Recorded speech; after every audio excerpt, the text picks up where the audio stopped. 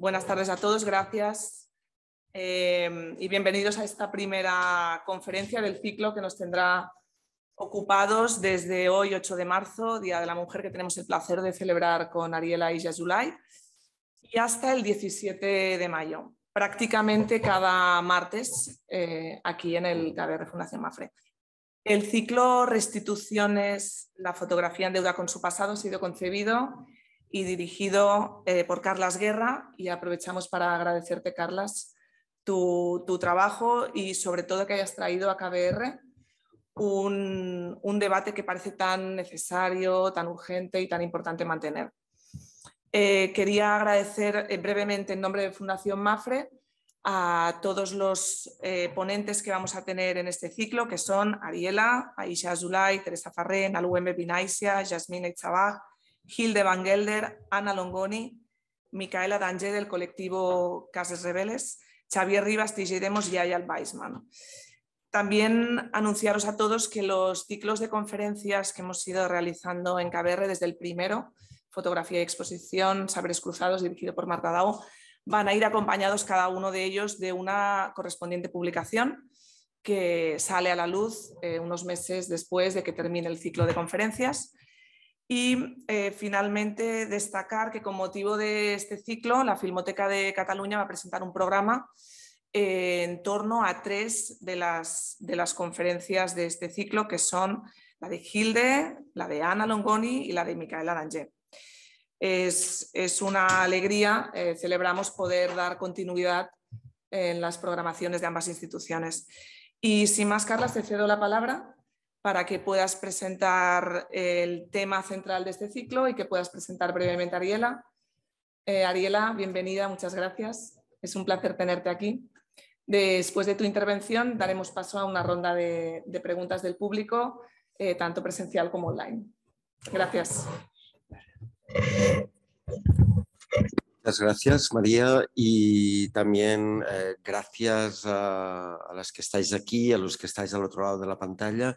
También quiero empezar por un agradecimiento a María Pfaff y a Carlos Goyonet por la invitación a pensar este ciclo, y a todo el equipo de KBR que se tomaron tan en serio la preparación de estas 10 sesiones, más la colaboración que acaba de mencionar María con la Filmoteca de Cataluña. Y por supuesto quiero agradecer también a todas las conferenciantes que van a participar por haber recibido con entusiasmo y con sentido de la urgencia el debate que les propuse.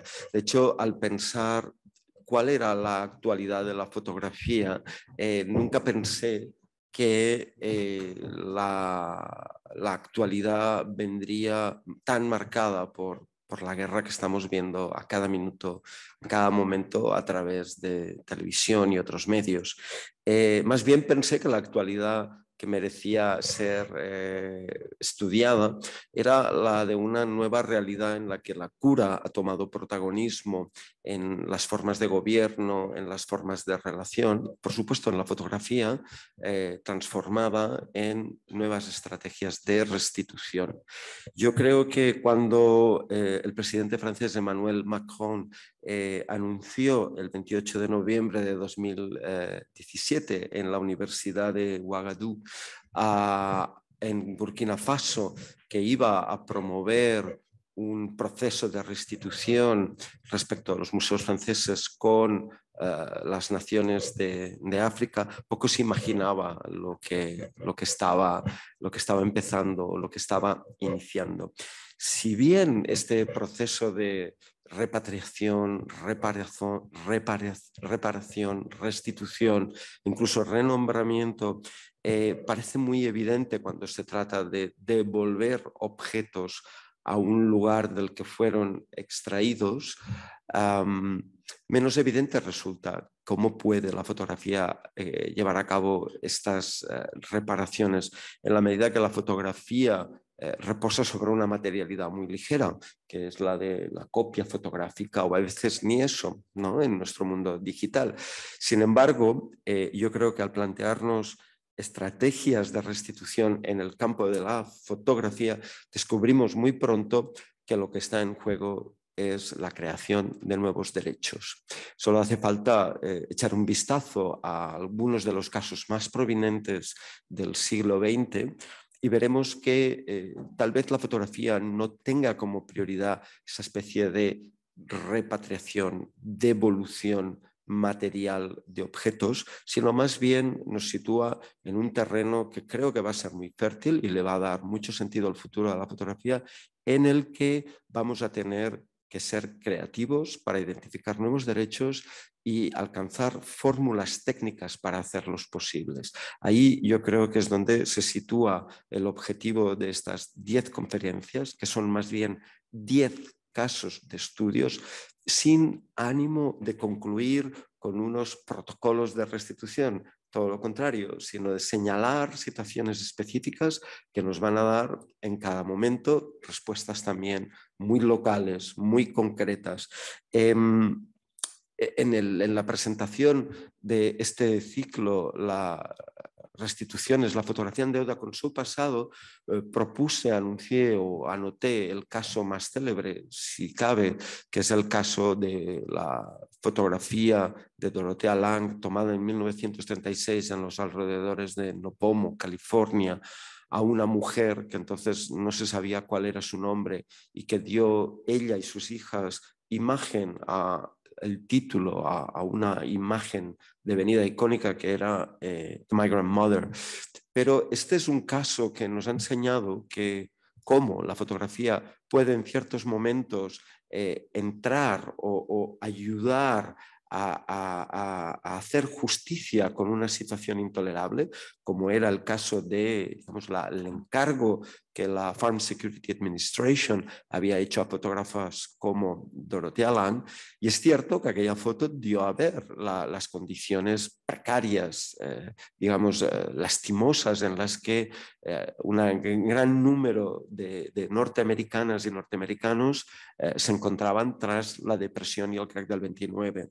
Sin embargo, esa fotografía, el año 79, da un vuelco cuando Florence Owen Thompson, la mujer que fue fotografiada junto a sus hijas, reclama que se le cambie el título y que en lugar de ser Migrant Mother pase a nombrarla a ella y a sus hijas como personas que fueron pobres un día pero que llegaron a ser clase media.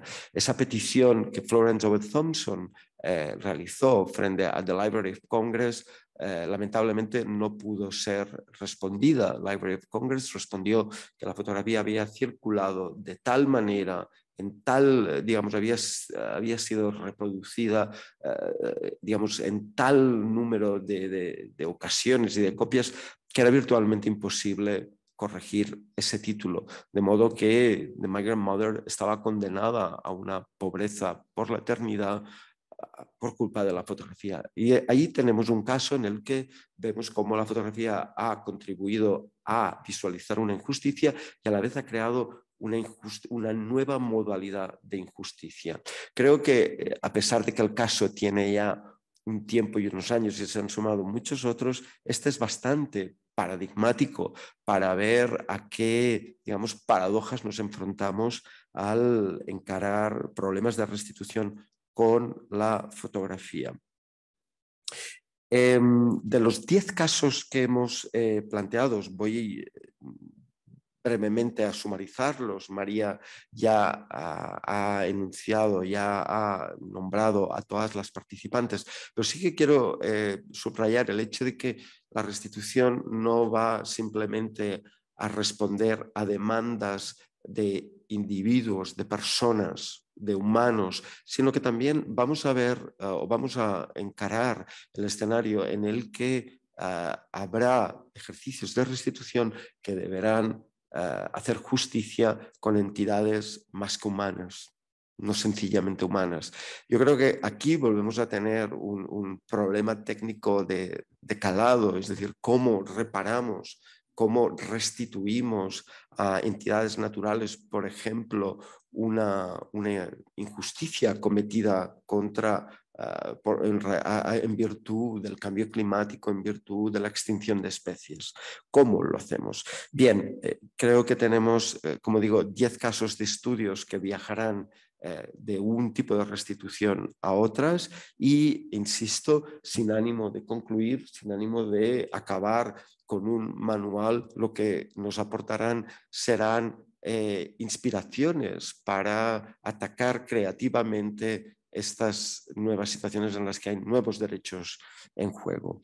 Creo que está sobradamente justificado que empecemos este ciclo y esta serie con Ariela Aija Soulay.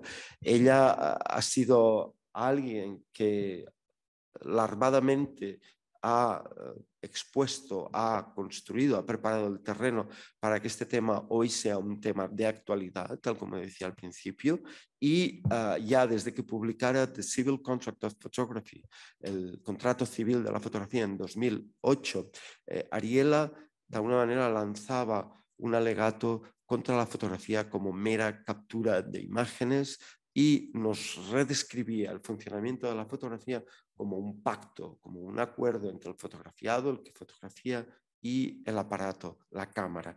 Entonces, yo creo que desde entonces hasta mucho más recientemente, cuando ha publicado Potential History and Learning Imperialism, lo que hemos visto con Ariela es que ha hecho confluir la teoría de la fotografía y la filosofía política para darnos de nuevo, como he dicho a lo largo de esta presentación, herramientas para utilizar la fotografía como lugar en el que llevar a cabo nuevas luchas por nuevos derechos.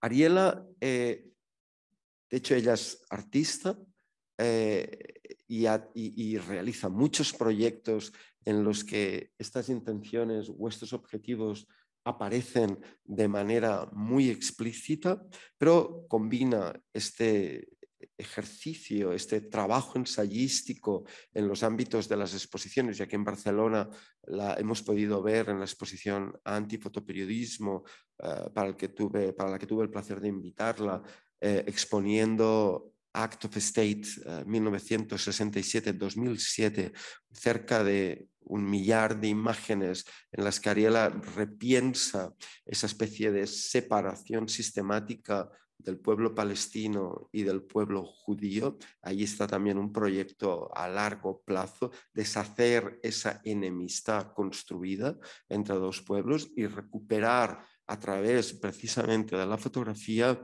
la historia de una sociedad en la que ambos, palestinos y judíos, habían convivido.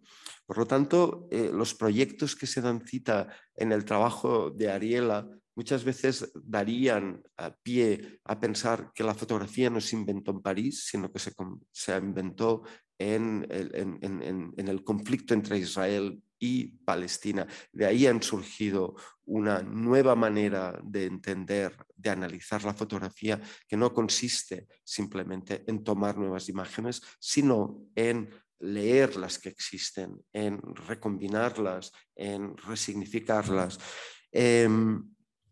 Aparte de todo esto, ella es profesora de literatura comparada, cultura moderna y medios de comunicación en Brown University, pero en la actualidad es miembro de la Academia Americana de Berlín. Aparte de los libros que he citado, libros todos que han tenido un impacto y una trascendencia muy importante, como digo, no solo en el ámbito de la fotografía, sino en el ámbito de la filosofía política, de los movimientos sociales, e incluso han ayudado a repensar el papel y las funciones de los museos de nuestros días.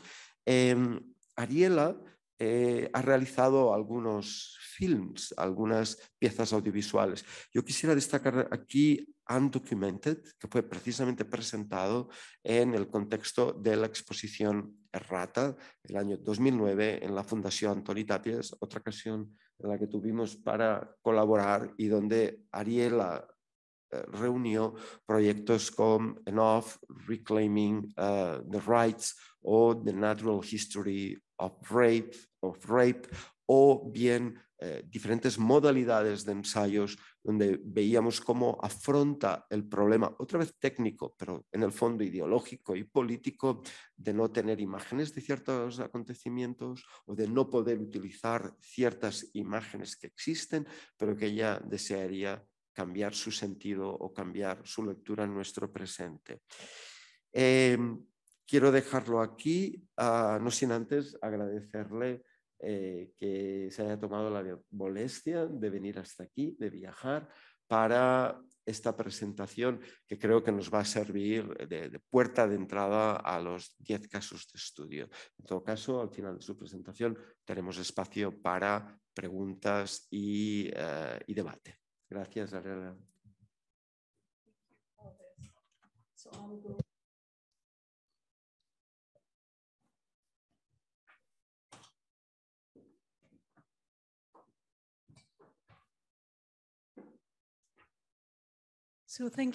Bueno, muchas gracias, Carlos, por esta generosa invitación. Gracias, María, por tenerme aquí.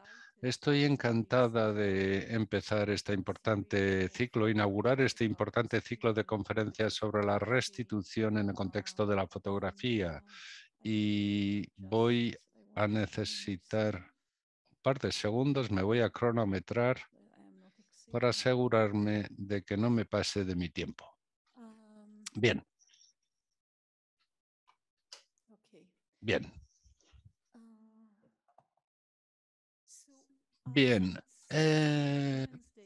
Bueno, es el Día de la Mujer y el caso que voy a presentar es un caso que se provocó por Tomau Lanier, un caso muy importante que ella lideró y pudo Tamara Lanier, junto con otras personas, sacar adelante este caso. Y este caso fue muy famoso, sigue pendiente en los tribunales, hablaré más de él dentro de un momento. Es más conocido en Estados Unidos quizá, pero es un caso que debería ser conocido aquí también porque tienen raíces europeas en términos de los que cometieron el delito, los que produjeron la imagen. Por favor, quizá os podáis sentar en este lado en lugar del otro. Gracias, muchas gracias. El público que está conectado en línea no es consciente de la disposición espacial del mobiliario de la sala. Me ayudaría que os sentarais en este lado. Muchas gracias. Me gustaría empezar presentando este caso y doy por sentado que muchos conoceréis esta imagen que vemos. Tamara Lanier está sujetando aquí esta foto, una foto de Renti, papá Renti, el bisabuelo de Tamara. Y yo he decidido empezar con esta imagen porque no solo es la imagen la que se conoce, porque ha circulado como propiedad privada de Harvard, de la Universidad de Harvard o el Museo de Harvard, como elemento representativo de la esclavitud en Estados Unidos. Aquí no vemos esta imagen solamente como propiedad privada. En un museo vemos las manos de Tamara sujetando a su antepasado entre sus manos. El título de la charla viene de ahí, vemos a Tamara Lanier que dice es mi antepasado. No es un activo del museo, de un museo, es mi antepasado. Y antes de pasar adelante, también lo que vemos aquí en esta imagen, que decidí empezar con ella, vamos a ver la imagen completa dentro de un momento para ver a Tamara también, pero lo que yo quería subrayar es que aunque hay una restitución aquí, si hay un caso en marcha, Harvard no puede impedir que Tamara Lanier sujete esta imagen de su antepasado, en lugar de esperar al día que Harvard por fin libere la imagen y la devuelva y se restituya a su propietario, como voy a decir dentro de un momento, lo voy a explicar. Esta imagen de Papa Renti se sacó con otras imágenes, 7 personas esclavos que, bueno, estos fueron un encargo, se hicieron en colaboración el encargo con, bueno, algunos hombres blancos que eran propietarios de esclavos, encargaron estas imágenes y esas imágenes luego se sacaron para demostrar bueno, diferentes teorías de la poligénesis, por ejemplo. Y lo que vemos aquí, estas imágenes, en 1850 se sacaron, se metieron en un catálogo en Harvard y, bueno, se catalogaron como parte de los fondos del museo y se ve, bueno, se veían en el museo, pero de vez en cuando iba la gente a verlas porque son daguerrotipos sacados en 1850 considerados muy frágiles y poco a poco la presencia de los públicos podía afectar su estado de conservación, entonces no se podían ver muy frecuentemente. Bien, aquí vemos a Tamara Lanier, la foto completa, de la cual hemos visto un detalle antes con Papá Renti, y hasta que Tamara Lanier alzó la voz y dijo que estos eran sus antepasados, porque hablamos de Renti y de su hija Delia, hasta que Tamara dijo, vamos a ver, estos son mis antepasados. Estos daguerrotipos se dio por sentado que eran propiedad privada de la Universidad de Harvard. Y estas imágenes formaban parte de los archivos del museo y Harvard, de hecho, invitaba a millones que iban al museo de todo el mundo a ver a Renti, a Delia y a los otros esclavos, no como antepasados ni familiares de Tamara, sino como esclavos. Y aquí vemos, me gustaría establecer una conexión con una de las leyes promulgadas en Estados Unidos, la ley de los esclavos fugitivos de 1850, exactamente la misma fecha en que se sacaron las fotos. Y lo que vemos en esta imagen, en este dibujo, es un desfile y aquí vemos dos personas delante que están rodeadas de, bueno, de policías, de soldados. Se les considera fugitivos, esclavos huidos.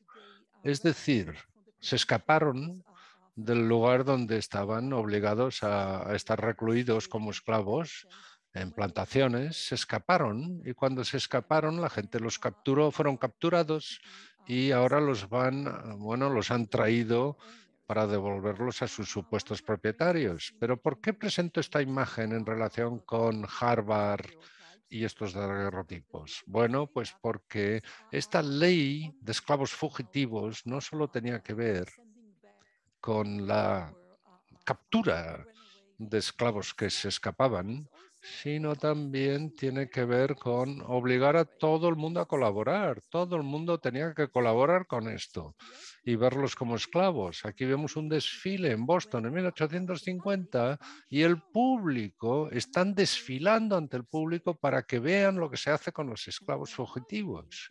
Y yo lo que digo aquí es que Harvard, al tener estos daguerrotipos en el museo contra la voluntad de Tamara Lanier, de hecho, está obligándonos a todos a reconocer a Renti como una propiedad privada de la Universidad de Harvard y del museo, y no como los antepasados de Tamara, Renti y su hija y los demás.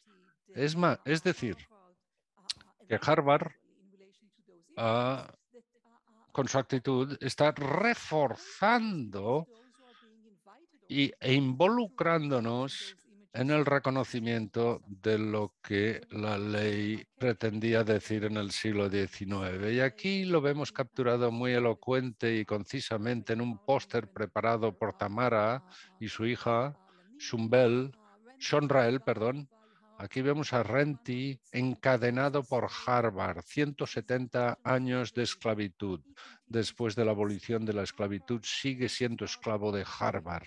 Y esto formó parte de la campaña de liberar a Renti. En 2019, Tamara Lanier,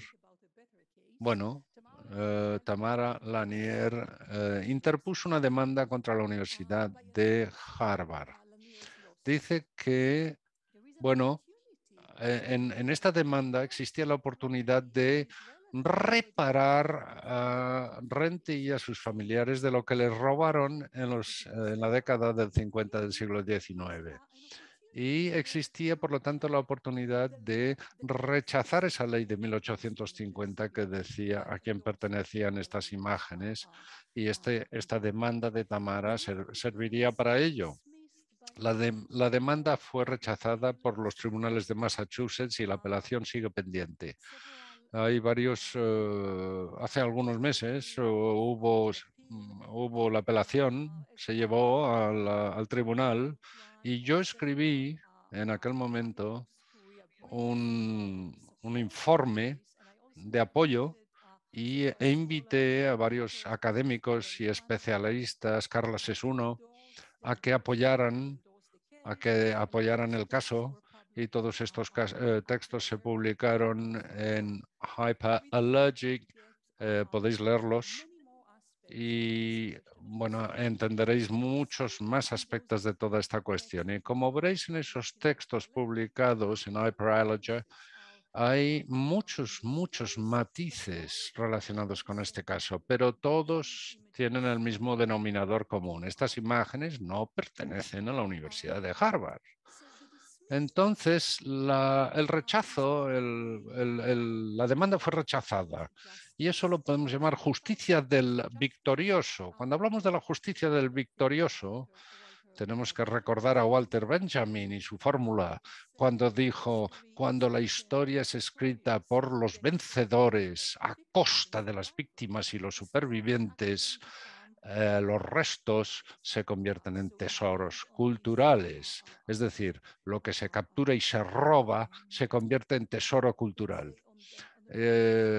Habla, por lo tanto, de los procesos de violencia que se traducen en patrimonio cultural. Y esto es lo que ha pasado con estas imágenes. El Tribunal de Massachusetts, al rechazar la demanda, confirmó no solo que Harvard era el propietario de los daguerrotipos, sino también, y esto yo creo que es lo más importante para nosotros, las condiciones del caso. El tribunal decidió que la pregunta principal era la posesión, la propiedad, la titularidad. Si recordáis la primera imagen con la que he empezado la charla, la imagen de Tamara Lanier con la imagen de su antepasado, no podemos dar por supuesto que estas imágenes sean propiedad de Harvard. ¿Quién es el propietario del daguerrotipo de Renty Taylor? Rechazando el caso, lo que estamos haciendo o lo que estamos viendo es la justicia del vencedor, del victorioso. La continuación de la violencia que ya se perpetró contra las víctimas cuando se les fotografió. Entonces, Harvard llegó a poseer, a ser propietaria de estas imágenes a través de una lógica cultural de la riqueza de la propiedad y de la pertenencia que viene directamente de la esclavitud y que preserva su presencia todavía en nuestros tiempos. Sigue vivo hasta cierto punto. Lo que tenemos aquí, cuando hablamos de propiedad privada, es una continuidad entre el régimen de esclavitud que transformaba a las personas en propiedad privada y el establecimiento de fotografías que fueron el resultado de un encuentro entre diferentes protagonistas de todo el proceso. Y esas fotografías pasaron a considerarse propiedad privada de las personas que también eran propietarias de aquellos esclavos. Harvard es propietaria de estas imágenes y lo es porque estuvo implicada en la esclavitud, de alguna forma. Cuando hablamos de Lanier, el caso Lanier versus Harvard, la demanda de Tamara, y leemos la demanda judicial, quiero fijarme en tres diferentes términos que aparecen. El primero está en el artículo número 9. Tamara Lanier es descendiente directa de Renty y de Delia. Ha pedido a Harvard que reconozca a sus antepasados y renuncie al daguerrotipo de su familia. Quiero fijarme en este término relinquish. Significa dejar de ser propietario voluntariamente de una cosa, es decir, renunciar. Y este término, al usarlo Tamara, podemos interpretarlo diciendo que ella está ofreciéndole a Harvard una especie de regalo. En lugar de hablar de Harvard, bueno, Harvard tiene que devolverle a Tamara Lanier el daguerrotipo. No, Harvard no va a devolver el daguerrotipo realmente como si Harvard estuviera dándole una cosa. No, el daguerrotipo no pertenecía en un principio a Harvard. Cuando Tamara hace 10 años le pidió a la Universidad de Harvard que por favor empezara a conversar con ella sobre esto, les pidió que por favor renunciaran al daguerrotipo. Les ofreció un regalo, digamos, les ofreció la oportunidad de transformar y de cumplir con su obligación y de hacer lo que debían hacer, que era renunciar a la propiedad, a la titularidad de aquello. Esto es lo primero que quiero resaltar. Relinquish, renunciar. Y esto tiene que ver con el significado de que las imágenes ya no estén más en Harvard. ¿Qué pretendo decir aquí? Bueno, lo que pretendo decir es que cuando hablamos de restitución hay que recordar que hay dos lados, dos partes. Una es la parte de las víctimas y otra es la parte que está interfiriendo o socavando el derecho de las personas que fueron sometidas a esta violencia. Entonces, no solo es cuestión de restituir al daguerrotipo a Tamara Lanier, sino que tiene que ver con la expropiación de Harvard, lo que Harvard consiguió a través de la violencia. Ahora me gustaría pasar al segundo término en la demanda. Artículo 17. La demanda busca una restitución inmediata de las imágenes de Harvard a la señorita Lanier y también se le tienen que restituir los daños y perjuicios según determine el jurado. Aquí tenemos el término restitución. Cuando hablamos de restitución estamos hablando de restituir algo que fue robado a sus propietarios legítimos, un objeto que debe cambiar de manos, de propietario, de lugar.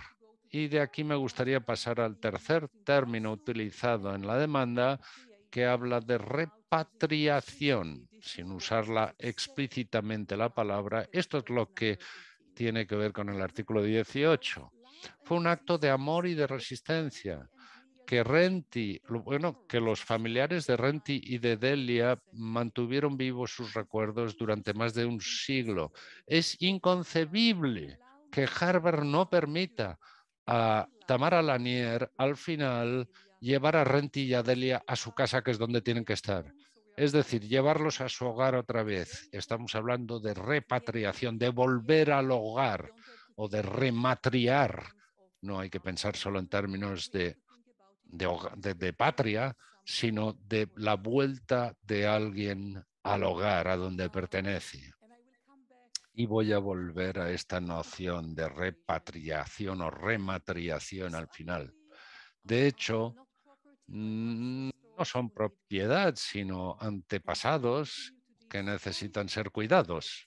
Y me gustaría volver un segundo a la anterior diapositiva, porque aquí hay algo que Tamara Lanier dice a menudo cuando la entrevistan o cuando da charlas, y es que la memoria de Renty Taylor era algo que estaba vivo en su casa. Ella oía historias sobre papá Renty, su madre le hablaba de papá Renty, y cuando su madre estaba enferma, le preguntaba, le decía a Tamara, cuando estaba ya mayor, le dijo a Tamara, preserva esta historia. Y cuando falleció su madre, Tamara empezó a hacer una investigación mucho más profunda de la historia de papá Renty, y así llegó a los daguerrotipos. Pero tenemos que recordar que los daguerrotipos se descubrieron, entre comillas, en los años 70. Los descubrió un archivista de Harvard en el Museo Peabody, y cuando Eli Reichling, que se llamaba así, los descubrió, entre comillas, y esto cuando digo entre comillas, hablo de lo que pasó luego o de lo que había pasado con las fotos durante tantos años. Cuando Eli descubrió las fotos, empezó un proceso de investigación y con una serie de especialistas de Harvard muy rápidamente encontró el origen o encontró a los descendientes de Renty Taylor, porque cuando hablamos de estos 15 daguerrotipos, hablamos de 15 daguerrotipos en los cuales tenemos el nombre de los esclavos y el nombre de la plantación y el lugar donde estaba la plantación, o sea que no era muy difícil de encontrar el origen de quiénes eran estas personas. No era fácil, pero había suficientes, en Harvard hay suficientes especialistas. Si Harvard hubiera querido hacerlo correcto, lo hubiera podido hacer. En lugar de hacerlo, Harvard decidió pues empezar a circular las imágenes y presentarse como propietaria de los daguerrotipos y también como, digamos, que portavoz de estas personas o de estas imágenes. Y yo creo que esto es una contradicción entre la capacidad de Tamara como individuo para localizar estas imágenes de sus antepasados y la manera en que Harvard, si hubiera querido, hubiera podido dejar de implicarse en la esclavitud y podría haber hecho lo que tenía que haber hecho y podría haber hecho justicia. Y ahí hay una serie de discrepancias que habla muy elocuentemente de lo que tenemos entre manos y de las injusticias que se han cometido en la historia. Entonces, esto no son artículos, no son la propiedad de Harvard, son antepasados de alguien. Entonces hay que dejar de referirse a ellos como propiedad y tomarse en serio esta demanda y esta afirmación de que los daguerrotipos son antepasados. No son imágenes, son sus antepasados. Yo pregunto, ¿y si insistimos en tratar a Renty como la persona que fue utilizada contra su voluntad para que otros sacaran una imagen de su esclavitud en lugar del objeto que le fue robado? ¿Qué quiero decir? Quiero decir que en lugar de suponer que lo que nos dijo la fotografía o los académicos y especialistas durante muchos años, o las instituciones fotográficas nos dijeron durante muchos años de que la imagen es la imagen de alguien y que es propiedad del fotógrafo, tenemos que en este momento pensar en el momento en que las imágenes fueron robadas de esos esclavos y en lugar de saltar y suponer que esas imágenes son de alguien y que no tienen nada que ver con la persona, con el sujeto, relacionarnos y pensar en el momento en que Renty como esclavo fue obligado a entrar en un estudio fotográfico y 7 personas, 7 blancos en aquel momento entraron allí y prácticamente secuestraron a aquellos esclavos y les obligaron a dar sus imágenes a la cámara, les obligaron a ser fotografiados en el estudio. Entonces, la imagen no es realmente una imagen de Renty. Si pensamos en la situación original de Renty Taylor, nos damos cuenta, tenemos la oportunidad de interactuar con Renty Taylor y de empatizar con él en el momento en que se le secuestra, se le mete en un estudio y se le fotografía contra su voluntad. ¿Qué quiero decir? Pues estoy queriendo decir que debemos olvidar o rechazar la idea de que esto sea un mero objeto. Esto es una persona que no tuvo la libertad de decir que no pudo negarse a aquello. Entonces, si tratamos a Renty como la persona utilizada contra su voluntad para que otros extrajeran una imagen de su esclavitud, debemos preguntarnos dónde y cuándo encontrará la paz y el reconocimiento de sus derechos Renty, en lugar de pensar quién es el propietario de la imagen o a quién debe pertenecer la imagen.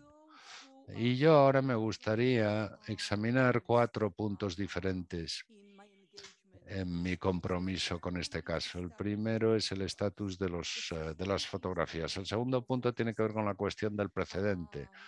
Luego está el punto que es los crímenes o delitos contra la humanidad. Y luego el parentesco, la repatriación, la rematriación y los restos de seres humanos. Bien, me gustaría empezar con el estatus de las fotografías en general. Los abogados de Harvard decían, cuando hicieron todo lo posible para que el caso fuera rechazado, dijeron, bueno, la norma es que una fotografía es propiedad del fotógrafo, no del sujeto. Y hay casos que hemos citado en nuestro informe que aplican esa norma incluso en casos cuando el sujeto de la imagen no dio su consentimiento a ser capturado en fotografía. Contra esta afirmación de Harvard que normaliza esta forma en que se estableció o institucionalizó la fotografía, me gustaría presentar uno o dos ejemplos contrarios. En la década de los 1850, los fotógrafos no tenían derechos de propiedad exclusiva sobre las imágenes que producían. Es decir, que lo que dice Harvard no tiene fundamento. Los visitantes a los estudios de fotográficos, y hablamos de muchos visitantes, porque hablamos de una industria de imágenes, los que iban a estudios fotográficos compraban los daguerrotipos producidos en su presencia delante de la cámara, eran sus daguerrotipos y se los llevaban y eran propiedad de los que se hacían las fotos. Pero otro caso más importante todavía y que llegó a los tribunales en 1860, una década después del que se tomaran aquellas otras fotos, Louis-Auguste Pisson, el fotógrafo oficial de Napoleón III, fue encargado por el pintor Adolphe Yvon a que tomara una foto del emperador para que Yvon la utilizara como modelo para uno de sus cuadros. Cuando el pintor se dio cuenta de que Pisson había sacado muchas copias del encargo, de la fotografía que le había encargado, temió que devaluaría su pintura y llevó a los tribunales al fotógrafo y ganó. Es decir, el fotógrafo no fue reconocido en los tribunales como propietario de la imagen. El tribunal dijo que una fotografía era la propiedad del pintor, en este caso, no del fotógrafo. Bien, para que haya posible reparación, el estatus de la propiedad privada de estas fotografías producidas a través de la fuerza y al servicio de un régimen de violencia debería ser abolido. ¿Qué digo aquí? Estoy diciendo que debemos pensar que junto con este caso, o sobre la base de este caso de Tamara, tenemos que pensar en la abolición del régimen que hizo posible que estas fotos fueran propiedad privada y que todas las fotos fueran propiedad privada. Ese régimen debe ser abolido. ¿Qué muestro aquí? Muestro una imagen producida en colaboración con Jonathan Vinitsky para mostraros la escena, el lugar de un crimen, no el lugar de un crimen de esclavitud, sino un lugar donde esclavos ya sujetos a un régimen extremo de violencia extrema eran llevados a este taller, a este lugar donde, bueno, esos 7 fotógrafos los fueron fotografiando. Este es el lugar y lo que vemos aquí es Alfred. Alfred es uno de los esclavos. Ya está desapareciendo, como he dicho antes, porque esto es lo que ocurre con los daguerrotipos. Los daguerrotipos con el tiempo se van desvaneciendo. Los esclavos están empezando a desaparecer del cautiverio del daguerrotipo y lo que vemos aquí viene inspirado por su desaparición de esas imágenes. Y es una oportunidad para que no miremos el cuerpo de la víctima. Esta es una imagen que no voy a mostrar, es una imagen, una de varias, donde a los esclavos los desnudaron por completo para fotografiarlos y pasemos nuestra atención del cuerpo de la víctima al escenario del crimen, que es el estudio Zilli, estudio fotográfico Zilli. Y tenemos que criminalizar, en este caso, la fotografía para poder tomar decisiones, para poder diferenciar entre la fotografía tomada en situaciones de violencia y la fotografía que se toma en libertad, sin empezar también a criminalizar cosas que tengan que ver con la fotografía.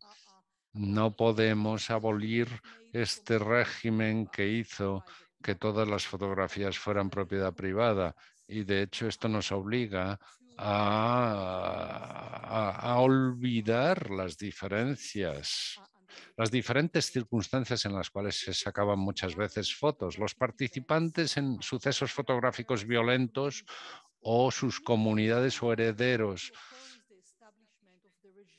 a los que al principio se les negó el derecho a oponerse a este régimen que permitía sacar estas fotografías, deberían poder transformar este régimen para que la reparación sea posible. En relación con la abolición de la naturaleza de la fotografía o la dimensión carcelaria de la fotografía, lo que sugiero es algo que he desarrollado ya en diferentes contextos desde hace muchos años, que es un intento de oponernos o rechazar esta separación entre los tiempos que hace que la fotografía sea testimonio de algo que ha ocurrido en el pasado. ¿Qué quiero decir? Lo que ocurrió en estas escenas es que a los fotografiados no se les concedió el derecho a oponerse a que les fotografiaran y rechazar el ser fotografiados y también rechazar su condición de esclavos. No podían rechazar su condición de esclavos. Y la fotografía se convierte en un refuerzo de su naturaleza de esclavos. Lo que estoy haciendo es sugerir que repensemos esta temporalidad de opresión y la manera en que se estableció la fotografía como vehículo de violencia y que interfiramos en este régimen para cambiarlo. Estamos hablando de cambios radicales de los términos y condiciones en los cuales se estableció y creó la fotografía. Los daguerrotipos de Renti y de Delia no se pueden discutir utilizando los términos legales normalmente reservados para la fotografía, porque esas fotografías solo pudieron producirse como parte de un régimen que perpetraba crímenes contra la humanidad. Volveré sobre esto. Quiero ir antes al segundo aspecto, que es la cuestión del precedente. La decisión de permitir a Papá Renti volver a casa plantea cuestiones sobre cómo esto podría tener que ver con otros objetos que tienen los museos de Harvard y archivos de Harvard y otras instituciones occidentales. Aquí vemos una imagen de una protesta que tuvo lugar no hace mucho, en 2021, cuando se descubrió que la universidad había adquirido cráneos de un bombardeo catastrófico que tuvo lugar cerca de ese lugar. Y bueno, no podemos hablar de crear un precedente, puesto que los precedentes ya se han creado. Este miedo a crear un precedente, de hecho, forma parte de un sistema que intenta hacernos creer que que esto es un proceso peligroso, porque si Harvard dice que sí, van a vaciarse todos los museos del mundo y se plantea una visión apocalíptica de qué va a pasar con la cultura, si todo el mundo si tenemos que sacar todo lo que hay en los museos, si todo esto tuvo que ver con la violencia y demás. Pero no es así, porque no vamos a crear un precedente, puesto que los precedentes ya se han creado y los tenemos ya creados. Y esta es una imagen muy famosa de finales de la Segunda Guerra Mundial, donde vemos una unidad especial del ejército estadounidense y británico, y estos hombres rescataban propiedad antes de restituirla. Rescataban obras de arte. Y aquí vemos, he recortado las imágenes para que no se vean las personas, pero bueno, aquí vemos esta imagen se está restituyendo a los herederos. Un cuadro de Salomón Konink siendo restituido a sus herederos. Y bueno, en la Segunda Guerra Mundial, bueno, los nazis saquearon propiedad, especialmente judía. Y bueno, me gustaría hablar muy brevemente también de esto. Durante más de 75 años, una pequeña parte de la propiedad judía saqueada por los nazis. Y digo que es una minúscula parte de la propiedad judía, porque hubo mucha propiedad judía que fue saqueada cuando los judíos los mandaron a campos de exterminio. Y esta pequeña parte de la propiedad judía consiste en obras de arte y objetos preciosos que son una forma paradigmática de propiedad privada. Durante más de 75 años, una pequeña parte de esta propiedad saqueada ha sido restituida después de la expropiación y el saqueo que llevaron a cabo los nazis. Y bueno, como experta árabe judía yo misma, estoy comprometida directamente en garantizar que esta reparación y restitución no solo tiene que ver con las víctimas judías y no solo con lo que el régimen imperial y el mercado definen como obras de arte. Aquí hay dos cosas que están mal en cuanto a la restitución de las propiedades judías. Una es un reduccionismo. Solo se consideran las obras de arte. Y la segunda cosa es devolverles estas obras de arte a judíos y no a otros grupos que están pidiendo también lo mismo. Este abordaje hace que los judíos sean más excepcionales y esto se hace a costa de los propios judíos y otros grupos marginalizados. Y también ensombrece otras formas de expropiación que tuvieron lugar y que no se publicitan y se convierte en una especie de espectáculo. Ahora paso al tercer punto, crímenes o delitos contra la humanidad. Los crímenes contra la humanidad crean una orden racial cuyo objetivo es física y políticamente eliminar grupos de personas del mundo compartido. Que el color de la piel de las víctimas hayan hecho que los crímenes en su contra hayan sido imperceptibles para la mayoría blanca es una de las señales más importantes de los crímenes contra la humanidad. Y aquí me inspira Hannah Arendt cuando define en su libro Eichmann en Jerusalén la naturaleza de los crímenes contra la humanidad. Habla de la creación de un orden cuyo objetivo es eliminar grupos de personas del mundo compartido. Y bueno, imaginemos a esas 7 personas blancas, esos 7 blancos, algunos propietarios de esclavos. Imaginaros cómo llevaron a esos 7 esclavos al estudio, al escenario del crimen, al estudio Zilli de fotografía.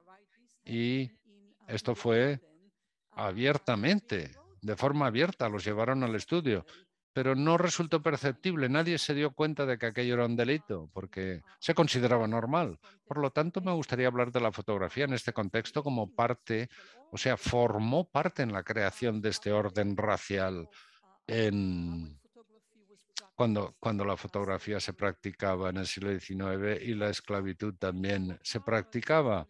Y lo que está haciendo Harvard al continuar con esto es continuar los efectos de la fotografía como parte de como parte de este proceso.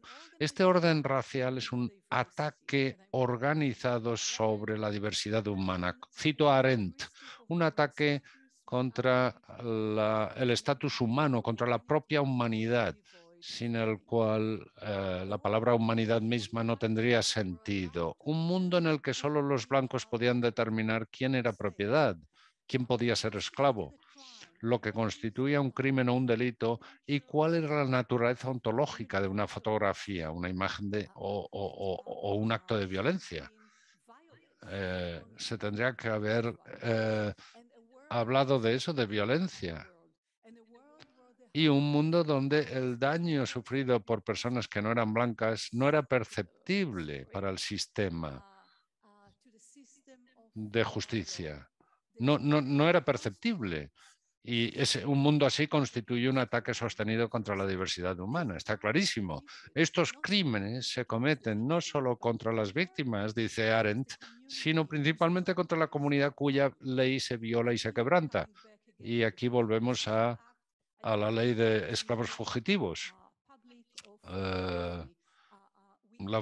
Como público de la fotografía tenemos que recordar estos casos porque nosotros somos la comunidad en la cual esos crímenes siguen siendo perpetrados mientras esas imágenes sigan siendo consideradas propiedad privada.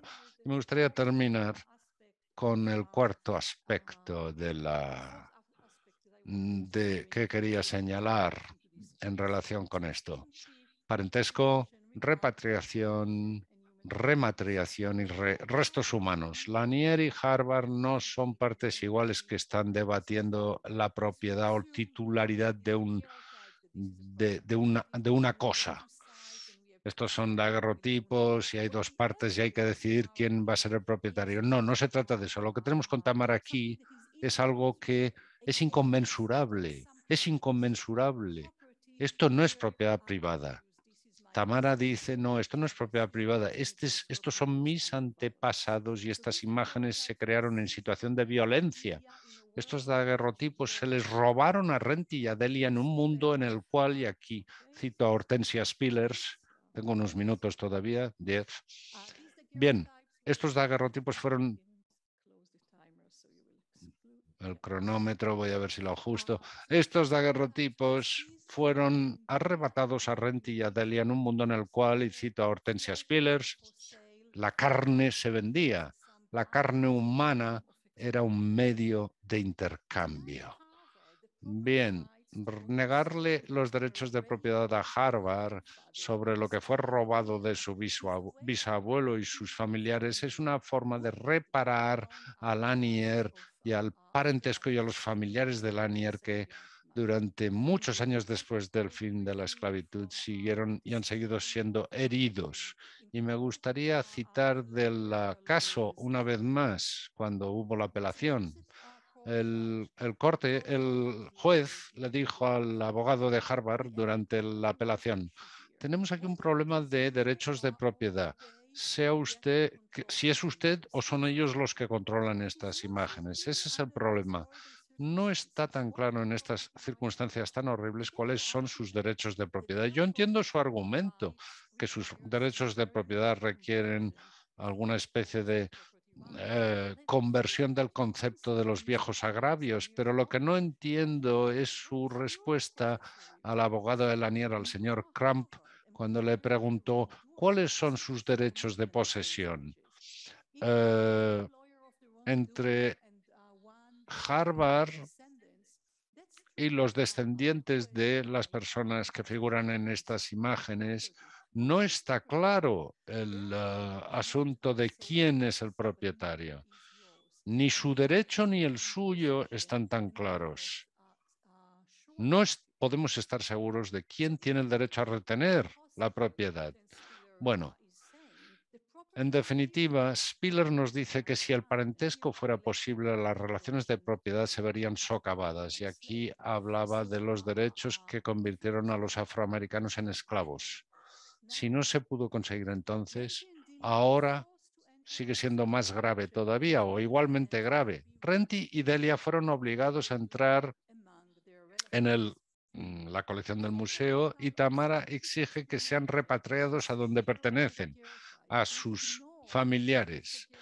Cualquier explicación técnica o científica del procedimiento del daguerrotipo no puede ignorar que estos daguerrotipos no existirían si los sujetos no hubieran sido desnudados ante la luz y fotografiados con unas placas luminosas. Estos daguerrotipos son, en el sentido más literal de la palabra, los restos de esos esclavos, de su esclavitud y de su desnudez involuntaria y forzosa. Estoy diciendo que estos daguerrotipos son los restos de esos seres humanos. No hablamos de objetos, hablamos de restos. No hablamos de propiedad privada, hablamos de placas donde están registrados los restos de esos seres humanos. Estamos hablando de imágenes que son imágenes de su esclavitud forzosa y de su desnudez forzosa. Lo que le arrebataron a Renty quedó congelado en la propia imagen fotográfica. Es un resto de su presencia, un sello de su carne interactuando con la luz. Y Harvard continúa diciendo que eso es un activo de su museo.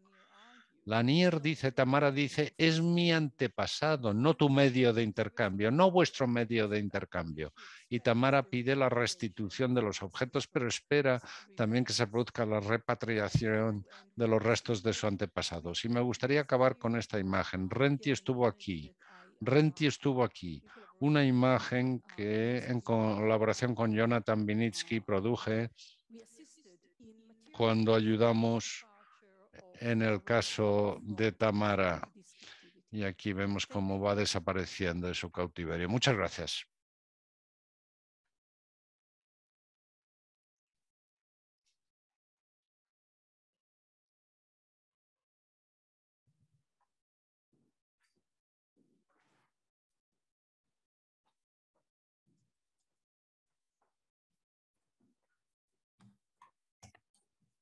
Thank you so much, Ariela. Muchas gracias. Muchas gracias. Yo creo que realmente el caso, digamos, ha sido rechazado por... Espero a que... Sí, Ariela, can you come closer so you will get into the picture?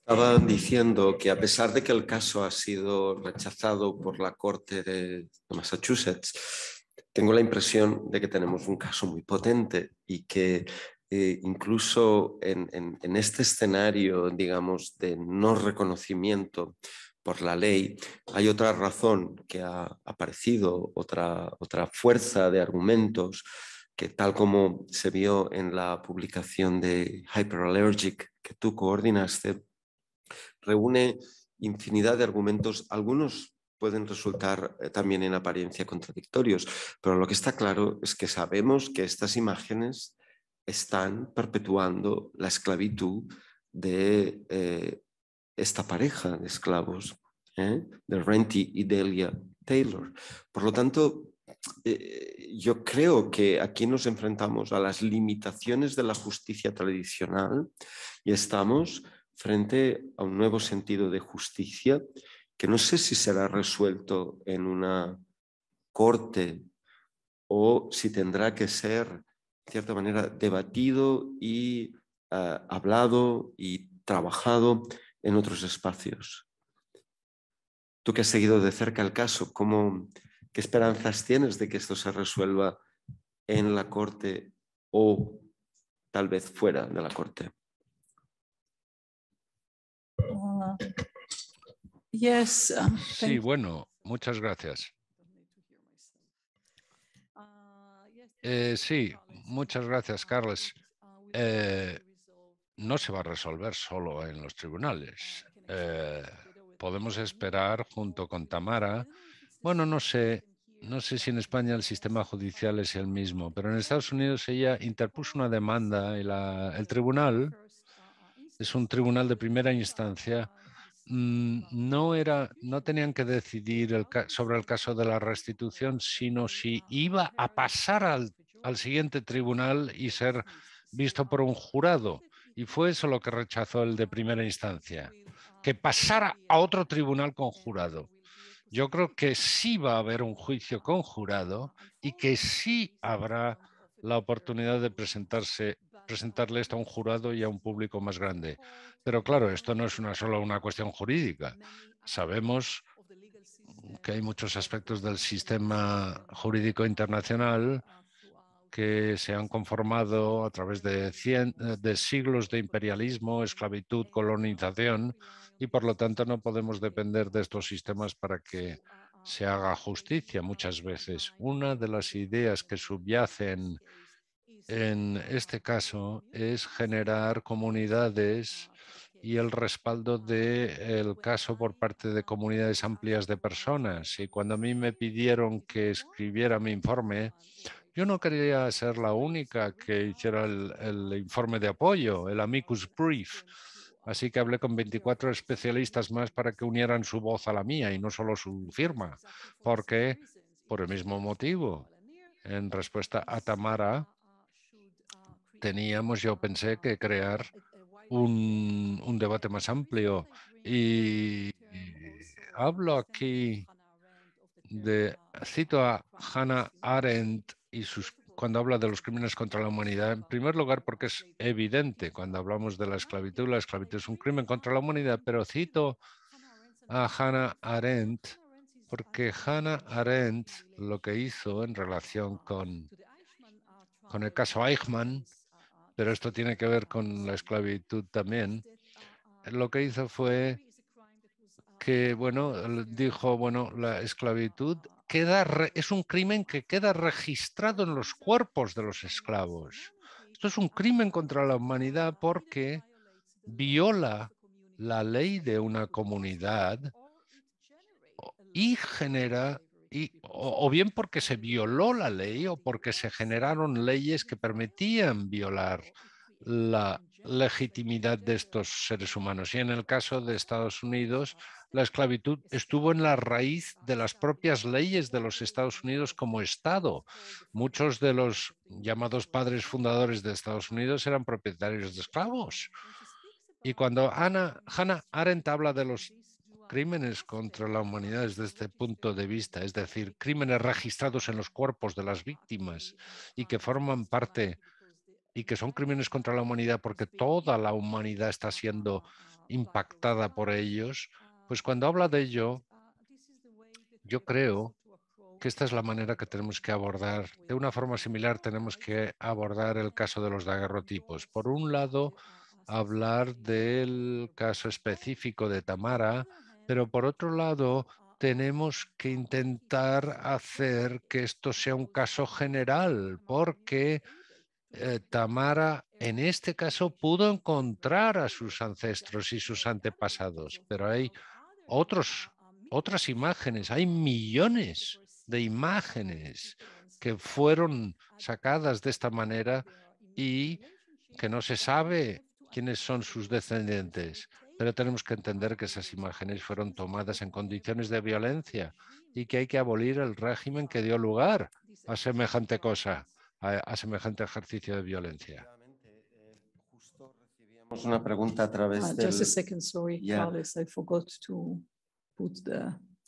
Creo que en cierto modo has respondido perfectamente a una pregunta que hemos recibido a través del streaming, en la que una de las asistentes decía exactamente, aunque la propiedad es importante, el valor que tiene la fotografía para denunciar este crimen, la realización de la fotografía, por ello se debe gestionar para conocer todos esos comportamientos contra la humanidad y la fotografía es la evidencia de aquellos penosos delitos.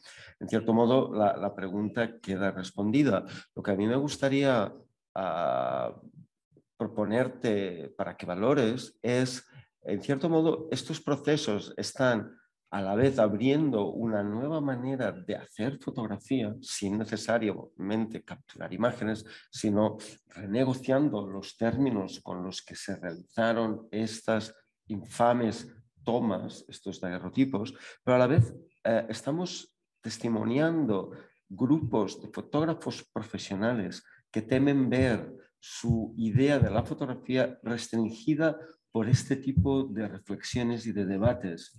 Fotógrafos que piensan que a partir de ahora verán su capacidad de fotografiar lo que tienen frente a ellas o frente a ellos reducida en virtud precisamente de estos debates. Yeah, so thank you for this question. Sí, bueno, esta pregunta, te agradezco, os agradezco esta pregunta. Sí, en parte lo que dices, contra esto precisamente yo estoy argumentando. Harvard, por ejemplo, en la apelación dijeron, bueno, ellos mostraban estas imágenes para contar la historia de la esclavitud, pero Harvard formó parte del establishment de la esclavitud, formó parte del régimen que hizo posible que esta violencia se convirtiera en algo establecido y que hubiera esclavitud. Por lo tanto, Harvard no puede negarles a los descendientes de los esclavos el derecho a participar en todo este proceso y participar en el debate de cómo se entiende todo esto y sacar adelante este debate. Es importante que utilicemos la fotografía para generar conocimiento, sin duda, pero no a cualquier precio, no sin negociar lo que hay sobre la mesa. Y cuando dices que los fotógrafos tienen miedo de que su medio, su profesión se vea limitada, bueno, eso es similar a lo que nos dicen cuando hablan de los museos que se van a vaciar, se van a quedar sin nada. Yo creo que los fotógrafos, la manera en que los fotógrafos se les permitía practicar su profesión prácticamente sin ningún tipo de restricción, sin ningún tipo de límite. Pensemos en los millones y millones de imágenes que nos rodean en esta ciudad y en muchas otras ciudades. Imágenes que están en manos de instituciones y que fueron robadas a personas colonizadas y esclavizadas. Son imágenes que fueron sacadas por fotógrafos. Es bueno que la profesión fotográfica se vea limitada. Es bueno que se vea limitada de una forma radical para que tenga que haber una negociación con las víctimas, con los descendientes de las víctimas, que negociemos las condiciones en virtud de las cuales se puedan sacar fotos. A mí no me asusta que los fotógrafos teman quedarse sin profesión. Yo creo que es muy bueno que socavemos precisamente la manera en que, o esas modalidades imperiales y violentas de apropiarse de las imágenes y las vidas de los demás, y que pongamos fin a eso de forma que cambie la ley y no sea posible y que se establezcan otras premisas diferentes. Yo lo que propongo en relación con el imperialismo es que tenemos que reparar y no producir más y más evidencia de catástrofes y de injusticias. Tenemos que seguir adelante con la reparación. Si nos desviamos y nos despistamos, le dedicaremos menos energía a crear una sociedad donde esto no pueda ser posible. Y no debemos evitar este círculo vicioso de entrar en la catástrofe continuamente con más y más evidencia y centrarnos en la reparación. Los fotógrafos forman una parte, son importantes para romper este círculo vicioso. Claro, y muestras cómo la fotografía puede ser cómplice propagando la catástrofe, no simplemente testimoniándola de manera supuestamente objetiva. Tenemos preguntas en la sala, por lo tanto vamos a dar paso. Creo que había una pregunta. Maybe just, Carlos, one comment. It's not only that photography Un comentario. No es solo que la fotografía pueda ser cómplice. Cuando vemos los millones de imágenes sacados de diferentes personas de todo el globo, la fotografía no es una pequeña complicidad. La fotografía es una cosa. Los fotógrafos perpetraron esta violencia en muchos casos. La pregunta es, ¿cómo negociamos? ¿Cómo reparamos todos estos siglos de violencia, este siglo y medio en concreto de violencia, para establecer nuevos términos fotográficos? Una pregunta que tenemos en la sala. Sí, gracias por la intervención, que me pareció muy interesante y sobre todo porque también nos interpela, no solamente respecto a la fotografía, sino a los materiales archivísticos históricos en general, ¿no? Pero esto no es el debate. Yo quería apuntar que me ha extrañado que a lo largo de la intervención se ha referido a la pareja Renty y Delia. No hemos visto ninguna foto de Delia. Entonces mi pregunta es, ¿cómo se puede explicar o cómo explica que al referirse a "he is my ancestor" se refiere solamente a él? No hay una total invisibilización de ella. No sé si existen o no las imágenes pertinentes, pero en todo caso, en la presentación se ha hablado, se le ha nombrado alguna vez, pero no se ha visibilizado. Y en este sentido me gustaría la reflexión al respecto, tanto respecto a la propia presentación como también a todo lo que es la figura y el debate que se ha hecho al respecto. Es decir, parte de mi pregunta sería si utiliza, se maneja, es central también la fotografía de ella, si existe, en toda la campaña de restitución. Gracias.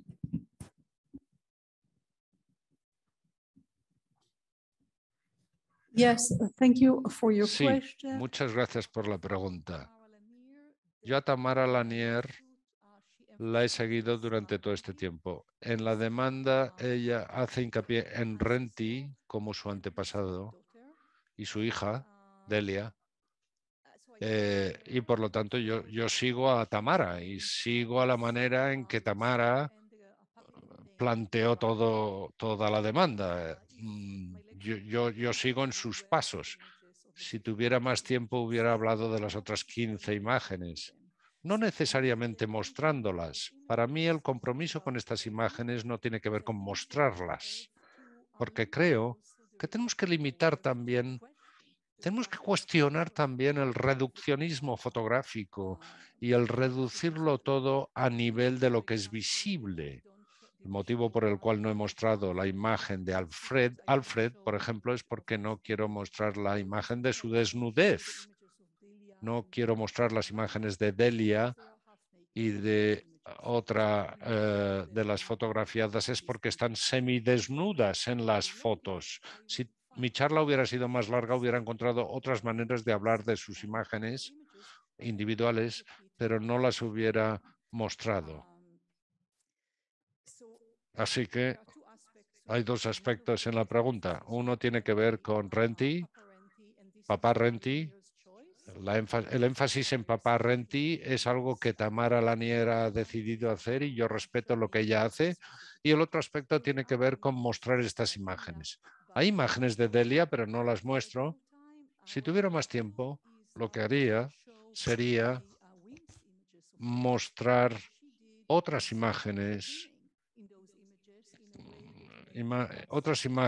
o unas reproducciones en las que se intervino en las imágenes originales para que las pudiéramos ver. Si se rebobina mi charla, se verá que todas las imágenes que he mostrado he intentado seguir algo en lugar de repetir el acto de mostrar lo que Harvard mostró durante tantos años. Es decir, que no he querido repetir lo que ha hecho Harvard durante tantos años. Yo aquí, por ejemplo, muestro la imagen de Renty en manos de Tamara. En otra imagen muestro la desaparición del daguerrotipo de la persona fotografiada. En otra imagen muestro la manera en que las imágenes se catalogaron y en otra imagen mostraba la manera en que Tamara Lanier transmitía la historia que ella oyó de su madre y que su madre oyó de su madre. Pues la forma en que transmitió esa historia a su hija. Y juntas crearon no la imagen que ha exhibido Harvard durante tantos años, sino la imagen junto con todo lo demás que rodea el asunto y el hecho de que Renty haya seguido siendo esclavo durante 170 años. Espero haber respondido a los dos aspectos de la pregunta. ¿Hay alguna pregunta más? Sí, tenemos.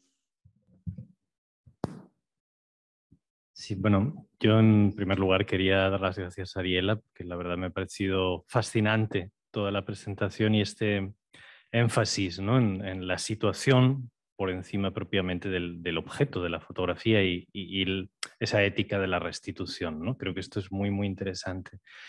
Y me preguntaba, por curiosidad, si existe algún caso con una jurisprudencia completamente diferente, es decir, donde la institución haya decidido restituir abiertamente los derechos, por ejemplo, en este caso a herederos, ¿no?, de una imagen en una situación de violencia que acompaña la toma fotográfica, ¿no? Esta es una pregunta que creo que, bueno, no sé, mientras iba oyendo toda la presentación pensaba, ¿habrá alguna institución que haya tenido esa capacidad restitutiva, ¿no? Esa es una cuestión importante.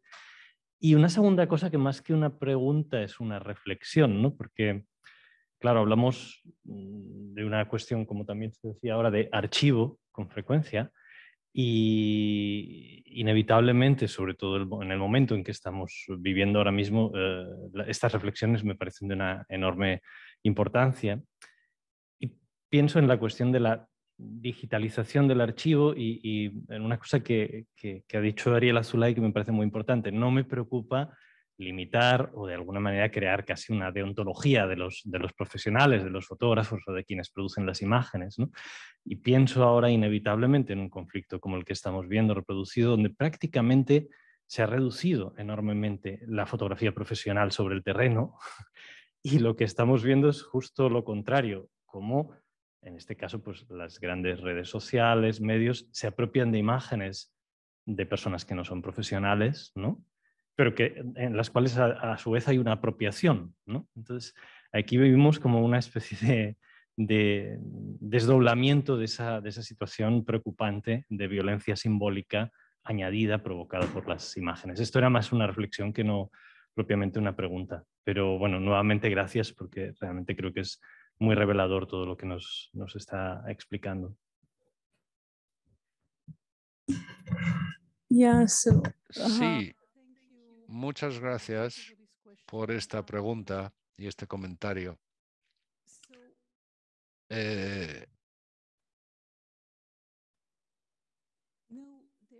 Hay instituciones que están intentando presentarse como o están intentando hacer las cosas bien. Vemos bibliotecas que están diciendo vamos a digitalizarlo todo y compartirlo todo con el público. Lo que no te dicen es que lo que comparten con el público no era suyo para empezar. Hay instituciones, incluso estados.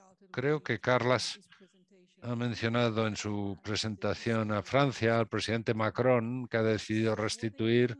En fin, lo que están intentando muchas instituciones es crear algo similar a Photo Opportunity cuando restituyen algunos objetos. Pues, por ejemplo, tienen cientos de cráneos de argelinos en el Musée de Lyon y creo que restituyeron el año pasado, hace un par de años, restituyeron creo que 25 cráneos, de cientos de cráneos. Entonces, las instituciones en condiciones imperiales no están haciendo lo que deben, no lo están haciendo. Por eso cuando hablamos de restituir, de descolonizar, siempre tenemos que recordar que la descolonización siempre se va a ver limitada mientras el mundo entero no esté descolonizado. Y esto tenemos que repetirlo aunque sea una perogrullada. No podemos celebrar momentos como momentos de cambio porque no están cambiando nada esos casos que ha habido. Francia, desde que aquellos dos expertos escribieron aquel informe recomendando restituir 90.000 objetos, Francia ha restituido 20 y pico cráneos y 22 objetos que se saquearon hace años. Y todavía siguen debatiendo sobre la posible restitución de algún objeto más. Pero la restitución tiene que ver con la imposición de más imperialismo. Como por ejemplo, vais a tener que construir museos en esos países. Si queréis que os devolvamos, vais a tener que construir museos para poder cuidar de esto correctamente. Y cosas así. O sea que desgraciadamente la respuesta es no. No hay ninguna institución realmente que esté haciendo por sí misma lo que tiene que hacer y lo que debe hacer y lo correcto. Porque si hiciéramos lo correcto, habría que descolonizar el mundo entero. Y por este motivo estoy intentando yo desarrollar, no tengo tiempo de hablar de ello hoy, pero estoy intentando desarrollar algunas premisas para este proyecto precisamente de descolonización mundial. Y lo que digo, espero que no se me malinterprete como si estuviera diciendo que no tenemos nada que hacer porque el mundo va mal. No, tenemos mucho que hacer. Y creo que pensar en cómo golpear y actuar a diferentes niveles. Podemos sabotear a la tecnología, y hablo de los museos no solo como lugares donde se depositan objetos, sino como tecnologías. La cuestión de sabotear la operación de este mundo, de estas tecnologías que están perpetuando esta injusticia, es algo que tenemos que hacer. Y por eso yo me implico en el caso de Tamara Lanier, y la defiendo y respaldo totalmente, y respaldo cualquier otra demanda de restitución de comunidades individuales o personas individuales. Pero creo que juntos, en cada caso, tenemos que ver cómo podemos expandir esto, ampliarlo, para que incluya unas directrices o premisas generales que nos permitan pensar de forma mucho más amplia en estos casos y negarnos a colaborar con configuraciones de violencia que se presenten como logros de la descolonización. Voy a leerte una pregunta que nos llega a través del chat y creo que tendrá que ser la última, porque lo estoy terminando. Juan dice, Billy Wilder buscó toda su vida una imagen de su madre, víctima de la Shoah. ¿No es cierto que esas imágenes de los crímenes nazis ayudaron, por ejemplo? Can you repeat? Sí, repito porque el micro está apagado. Dice, alguien que se llama Juan, a través del chat, nos envía esta pregunta. Billy Wilder buscó toda su vida una imagen de su madre, víctima de la Shoah. ¿No es cierto que esas imágenes de los crímenes nazis ayudaron, por ejemplo, a documentarlos? ¿Fueron cruciales para los juicios y la identificación de los asesinados?